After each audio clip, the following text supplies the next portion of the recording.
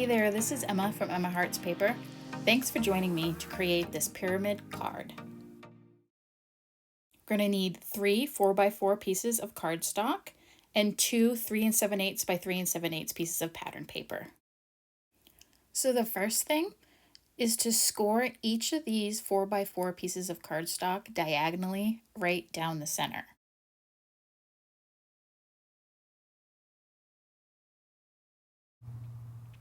Next, we're going to take both of these pieces of pattern paper and cut them diagonally. Now we can start assembling. So take 2 of the cardstock pieces and lay them out so that the score lines form a V. Then you're going to grab the third piece and nestle it right in the V with the score line going right straight up and down. I made a few small pencil marks to help me figure out where exactly I wanted the adhesive. And then you just attach that middle white piece to the bottom 2 white pieces. Now go right ahead and stick that top piece right down. Then you're going to want to work these folds to make sure that they fold easy. So you're going to fold up these 2 flaps and then just fold it right in half. For this next step, we're going to want to work on the opposite side. Now let's grab 3 of the patterned triangles and adhere them to these first 3 sections.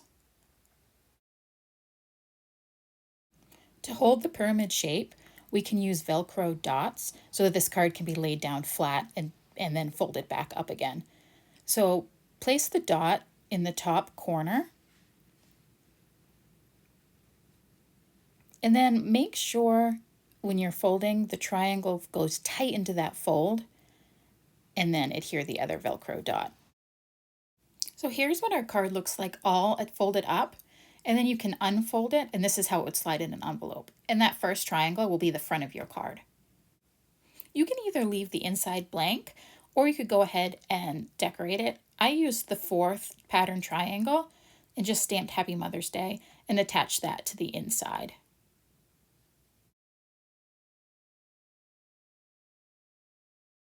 Okay, now for the fun part, we can go ahead and decorate the front of the card. I used this Close to My Heart Daisy Meadows stamp and stamped out a bunch of flowers. I wasn't sure which ones I was going to use, so I just stamped all kinds of things. I use my tri-blend brushes to color in all of these flowers.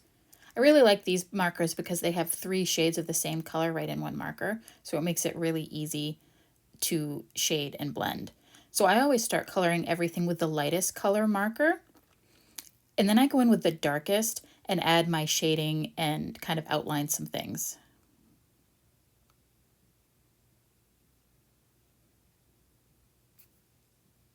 And then I go in with the medium color and kind of highlight and blend in the dark to the lightest color and go over the whole thing with the lightest color again, and that really helps blend everything together.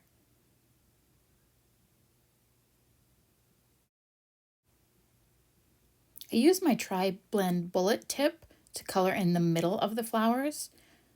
And then I went back with the purple and colored over the yellow a tiny bit and kind of made a pretty peachy color. And I took a brighter yellow from my Copics and highlighted a little bit.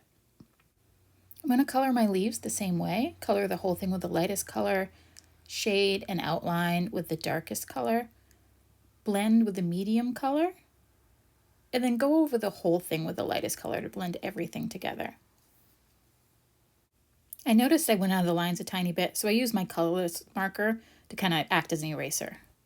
To color the butterfly, I used my yellow Copics to color part of each of these little sections.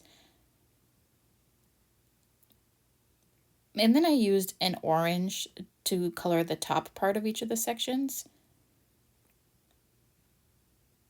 And went back with the yellow to blend everything together. And I left some of the white dots around the edges blank.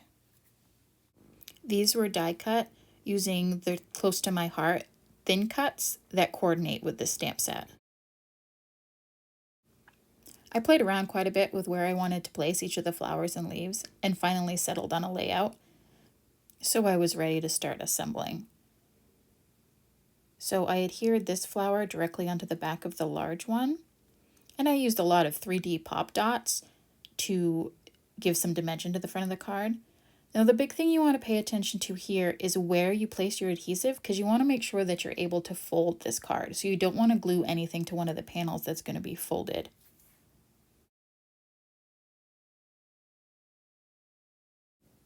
I knew I wanted a lot of dimension on the front of the card, so along with using 3D pop dots, I kind of allowed things to flow over the edge. Here's what the card's going to look like as it comes out of an envelope. It's going to lay flat and work like a normal card. And then you can use your Velcro to adhere it together to give you the pyramid shape.